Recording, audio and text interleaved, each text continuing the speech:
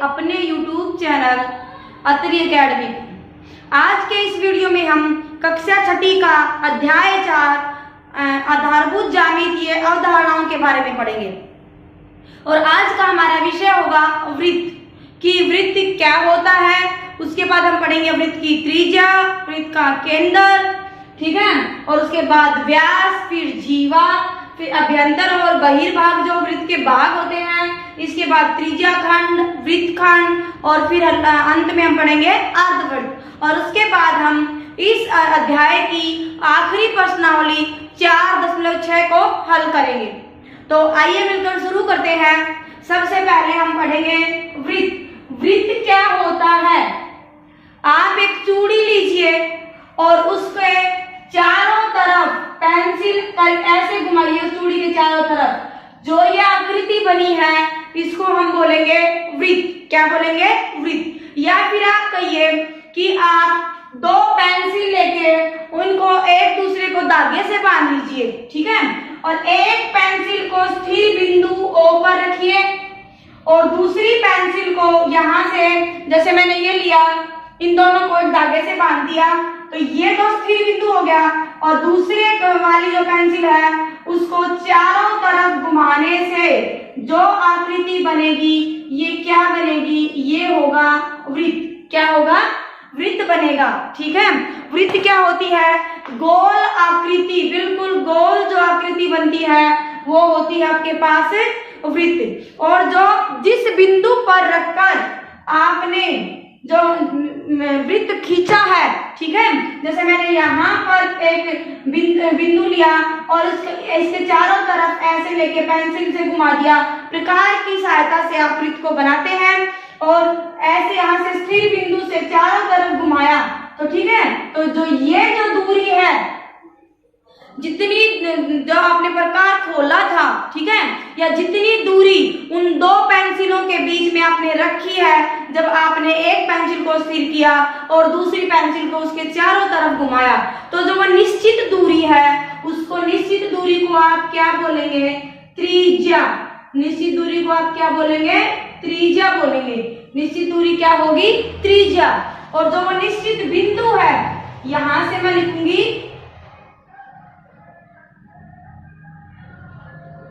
निश्चित दूरी को हमने नाम दिया है त्रिज्या का, और निश्चित जो बिंदु है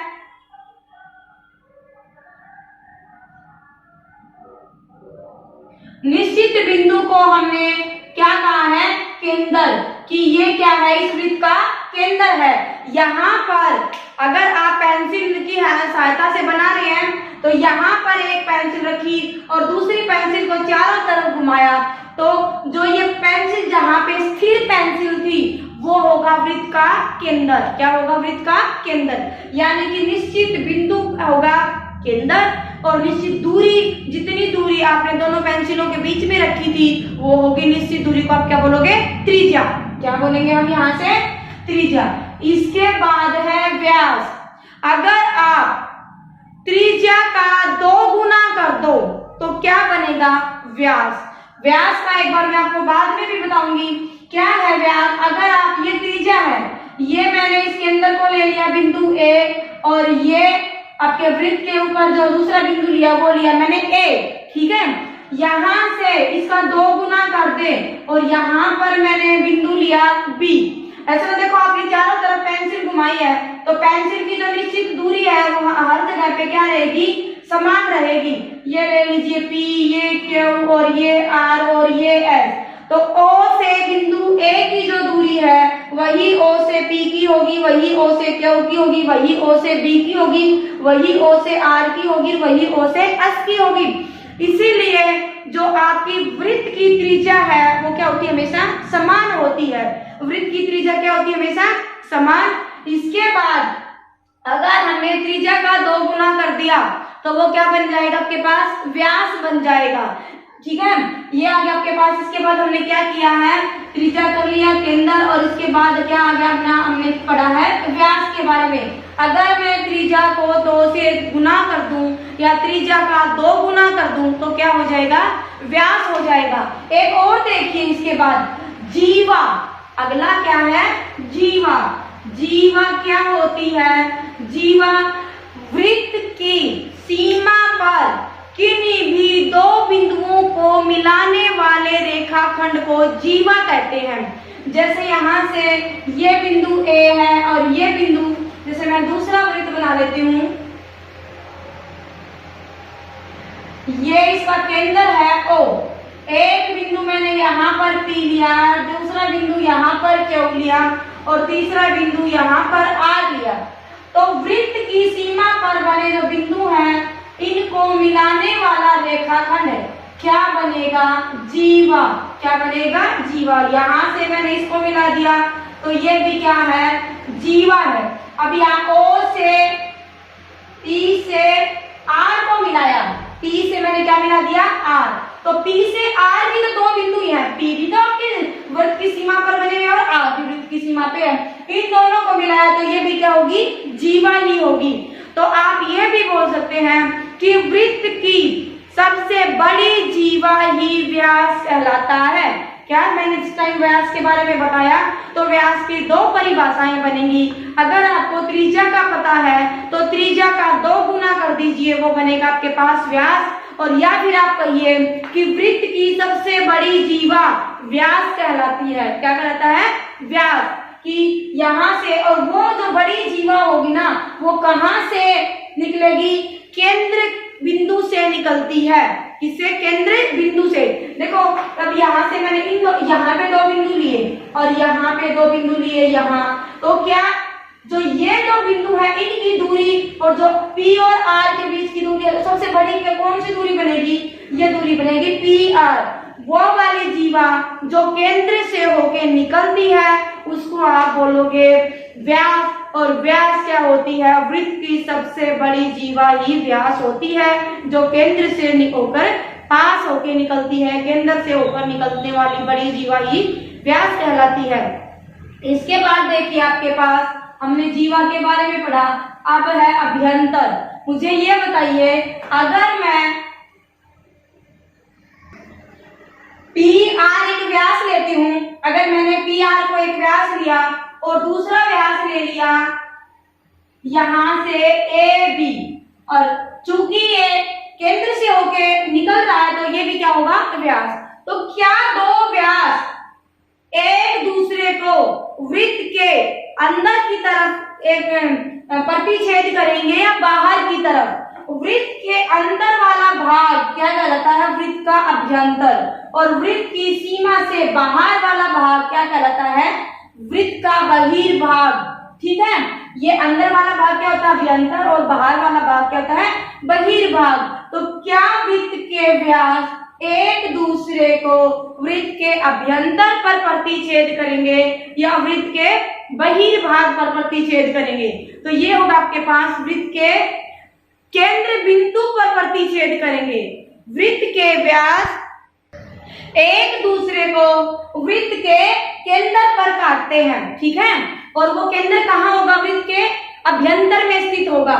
ये हमने यहाँ से अभ्यंतर और बहिर्भाग भी पढ़े। अब हम पढ़ेंगे त्रिज्याखंड।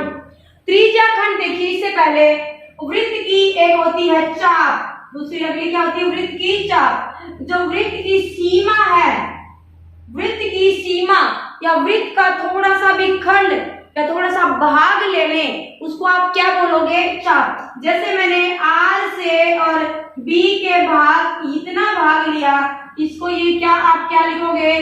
चाप RB। चाप RB। और जब चाप लिखो तो इसके ऊपर आप चाप की आकृति बना देना ऐसे। ठीक है, ये क्या है? RB। तो क्या है?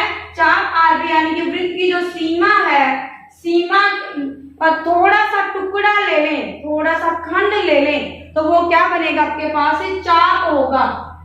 इसके बाद है त्रिज्याखंड। 2 त्रिज्या और संगत चाप, उन त्रिज्याओं से लगने वाली, इन त्रिज्याओं को टच करने वाली जो चाप होगी, उस वाले क्षेत्र को हम क्या बोलेंगे? त्रिज्याखंड। मैं एक बार बनाती हूँ। OAOB, ये 2 क्या है? वृत्त की त्रिज्या है, और इन दोनों वृत्त की त्रिज्याओं की संगत जो चाप है वो बनेगी चाप AB। चाप क्या बनेगी? AB।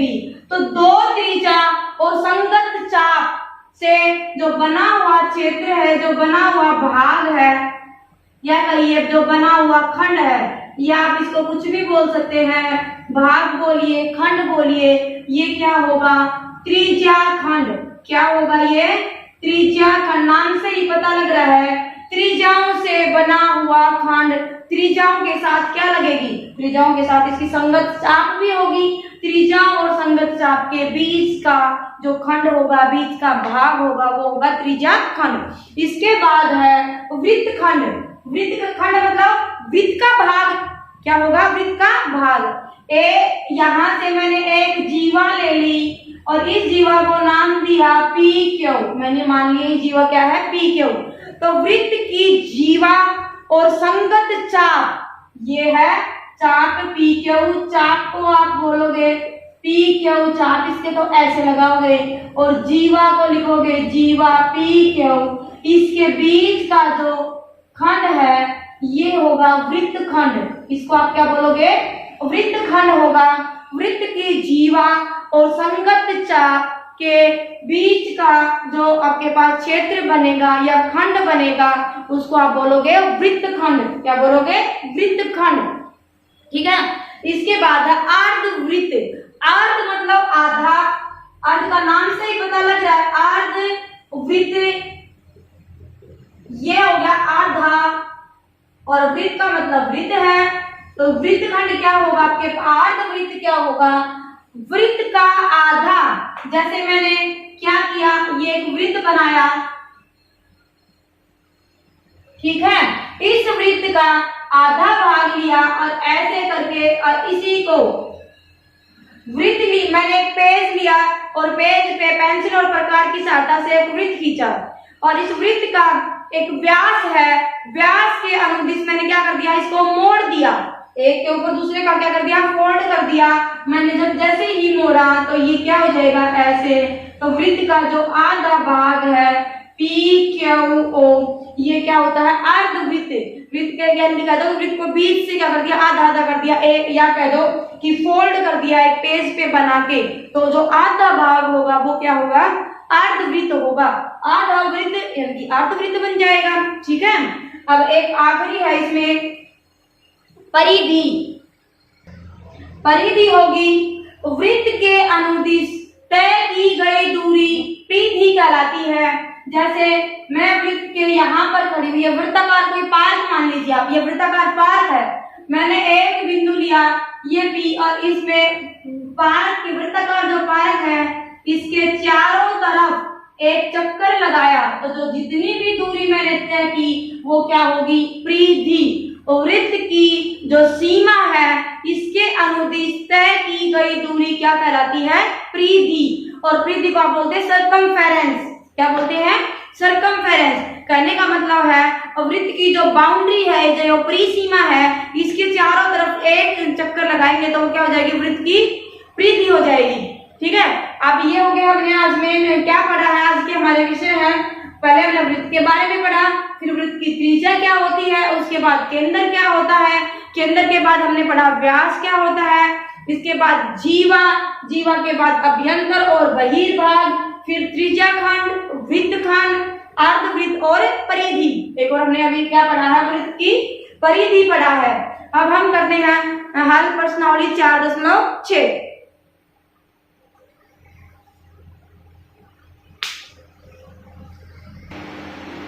प्रश्नावली 4.6 में पहला सवाल है, संलग्न आकृति देखकर लिखिए कि जो ये आकृति दी गई है इसमें आपको लिखना है वृत्त का केंद्र, कि वृत्त का केंद्र बिंदु क्या है?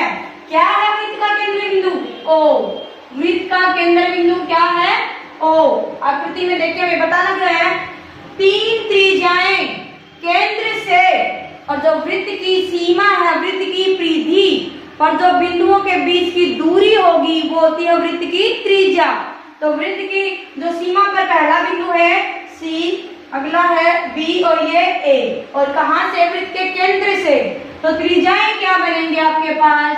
OA, दूसरी बनेगी OB और तीसरी बनेगी OC। ये रही ओ ए पहली त्रिज्या, ओ बी दूसरी त्रिज्या और ओ सी तीसरी त्रिज्या। ठीक है, एक व्यास, तो व्यास क्या है, ओ सी एक त्रिज्या ली, ओ ए एक त्रिज्या ली और यहाँ से एक सीधी जो जीवा है ए सी और जो केंद्र से होके जो निकलती है वो क्या होगा, वृत्त का व्यास होगा। तो ये याद रहेगा, व्यास को हम क्या लिखेंगे, व्यास ए सी। व्यास क्या है, वृत्त का ए सी है। इसके बाद है एक जीवा, जीवा क्या है, ईडी बोलेंगे आप। वृत्त की जीवा क्या है, ईडी। एक ही जीवा बतानी है तो आप लिखोगे यहाँ से ईडी। अगर दो पूछता तो हम जीवा एसी भी लिखते। ठीक है, क्योंकि वृत्त का व्यास केंद्र से पास होने वाला या निकलने वाली सबसे बड़ी जीवा ही व्यास कहलाती है। अब अभ्यंतर में दो बिंदु, वृत्त के अंदर वाले भाग में दो बिंदु देखिए एक बार, क्या आपको नजर आ रहे हैं, कौन से हैं, एक तो बिंदु है P और दूसरा बिंदु है केंद्र बिंदु O। तो अभ्यंतर में दो बिंदु क्या बनेंगे, O है और P है। अगला भाग है बहिर्भाग में एक बिंदु, बाहर की तरफ बना बिंदु क्या है, बिंदु Q। ये क्या बनेगा, बिंदु Q बनेगा जो वृत्त के बहिर्भाग में स्थित है। इसके बाद एक त्रिज्या खंड, त्रिज्या और वृत्त की जो संगत चाप है उसका जो खंड बनेगा वो बनेगा त्रिज्या खंड। तो त्रिज्या खंड क्या है, ये होगा त्रिज्या खंड। और त्रिज्या खंड को आप क्या बोलोगे, ओ ए बी। त्रिज्या खंड ओ ए बी क्या होगा, त्रिज्या खंड ओ ए बी। अगला है एक वृत्तखंड। वृत्तखंड क्या होता है, जीवा और संगत चाप का जो खंड बनेगा, जो भाग बनेगा, जो इनका हिस्सा होगा वो क्या होगा, वृत्तखंड। तो वृत्तखंड में आप क्या लोगे, वृत्तखंड ईडी। वृत्तखंड क्या होगा, ईडी।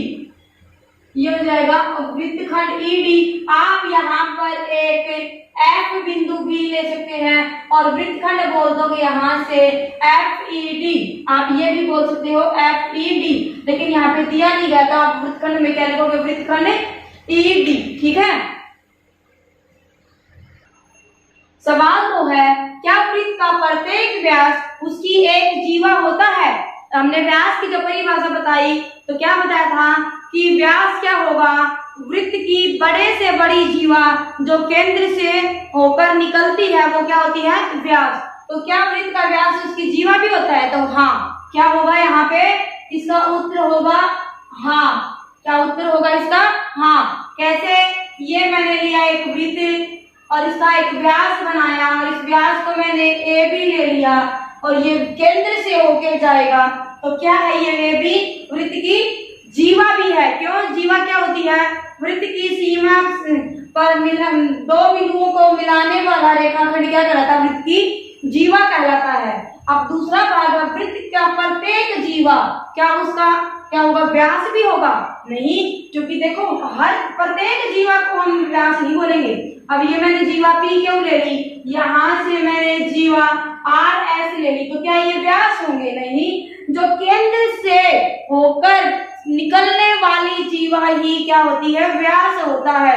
तो ये पी क्यों है, क्या ये व्यास है, नहीं। और क्या आर एस है वो व्यास है, नहीं। तो इसका उत्तर क्या होगा, नहीं। प्रत्येक जीवा व्यास नहीं होती, लेकिन प्रत्येक व्यास जीवा होता है। अब ये मैं सवाल 4 करवा रही हूँ, इसके बाद मैं सवाल 3 पे आऊंगी। सवाल 4 क्या है, सत्य व असत्य बताइए। और इसका भाग 1 है वृत्त के दो व्यास अवश्य ही प्रतिच्छेद करेंगे। ये लीजिए, मैंने यहाँ से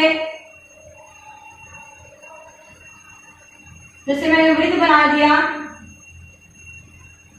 इसका एक व्यास लिया पी क्यू और दूसरा व्यास लिया ए बी और दोनों प्रतिच्छेद करेंगे और वो प्रतिच्छेद बिंदु क्या होगा, केंद्र होगा। क्यों कि जीवा क्या बड़े से बड़ी जीवा जो केंद्र से होकर पास होती है, तो दोनों ही जीवाएं केंद्र से होकर पास करेंगी तो वो एक दूसरे को केंद्र पर क्या करेंगी, प्रतिच्छेद करेंगी। और जब प्रतिच्छेद करेंगी तो क्या होगा, ये हो जाएगा इसका सत्य। क्या होगा यहाँ पर, सत्य भाग होगा। और जो यह प्रतिच्छेद बिंदु है यह वृत्त के कहाँ होगा, बहिर्भाग पे है या अभ्यंतर भाग पे है, तो ये होगा वृत्त के अभ्यंतर पर। वृत्त का केंद्र सदैव अभ्यंतर में स्थित होता है, तो वृत्त का केंद्र बताइए कहाँ पर है, वृत्त का केंद्र अभ्यंतर में ही स्थित होता है, तो इसको भी आप क्या कहोगे, सत्य। क्या है, ये भी सत्य है। अब हम सवाल 3 करेंगे। सवाल 3 है, कोई वृत्त खींचिए बनाकर निम्न को अंकित कीजिए। पहले तो हमने एक वृत्त बनाया, फिर अंकित करना है एक केंद्र बिंदु बनाना है। हमने केंद्र बिंदु यहाँ ले लिया और क्या बना दिया, ओ। केंद्र हमने क्या बनाया है, ओ। उसके बाद बोला है त्रिज्या बनाई, तो ये ले ली मैंने, ओ पी क्या है, त्रिज्या। हमने यहाँ पर क्या बनाई है, ओपी को एक त्रिज्या ले लिया। इसके बाद था एक व्यास। जब हमने त्रिज्या ले लिया तो इसी को पूरा करके बना लेते हैं हम, यह जाएगा क्यू। तो व्यास क्या है, पी क्यू, ठीक है। त्रिज्या का 2 गुना बोलिए या कहिए कि वृत्त की बड़े से बड़ी जीवा जो केंद्र से होकर निकलती है। अगला है एक त्रिज्या खंड, त्रिज्या और संगत चाप से बना खंड, तो ये बनेगा, यहाँ से मैंने ये ले लिया, पी क्यू आर लिया, और ये है चाप आपके पास पी आर, और जो ये वाला खंड है जो मैं शेडेड कर रही हूँ, जिसको मैं लाइनिंग से भर रही हूँ, ये क्या बनेगा, ये बनेगा त्रिज्या खंड। इसको आप क्या बोलोगे, त्रिज्या खंड। फिर है वृत्तखंड क्या होगा, जीवा और संगत चाप से बना खंड। मैंने जीवा ये ले ली ए बी, और यहाँ से जो ये वाला खंड है इसको आप बोलोगे वृत्तखंड। ये क्या है, वृत्तखंड। इसके बाद है एक अभ्यंतर बिंदु, अभ्यंतर में एक बिंदु मैंने ये बना दिया और इसको लिख दिया मैंने x। फिर बोला है एक बहिर्भाग में बिंदु, यहाँ पे बहिर्भाग में मैंने बिंदु क्या ले लिया है, y। बाहर की तरफ बिंदु लिया y और अंदर की तरफ अभ्यंतर में बिंदु लिया है x। फिर कहा एक चाप क्या है, चाप ये ए बी, मैंने इसी को लेना है, आप इसको लेना चाहो तो ये ले लीजिए, या कहीं पर भी ये भी चाप पी क्यू, ठीक है, या पी आर, सॉरी क्या है, ये चाप है पी आर है, चाप क्या है ए बी। पर आप चाप को लिखेंगे कैसे, ए बी चाप है तो इसके ऊपर चाप का निशान लगाना है। जैसे आप पी आर को लिखना चाह रहे हैं तो पी आर चाप लिए और इसके ऊपर चाप का निशान लगा दीजिए, तो ये हो जाएंगे 2 चाप। ऐसे इसने एक ही पूछी, आप कोई भी एक लिख सकते हैं, चाप ए बी लिखिए या चाप पी आर लिखिए। इसके साथ ही ये आपका जो अध्याय 4 है, आधारभूत ज्यामितीय अवधारणाएं, ये समाप्त होता है, और अगले वीडियो में हम अगले अध्याय के साथ हाजिर होते हैं।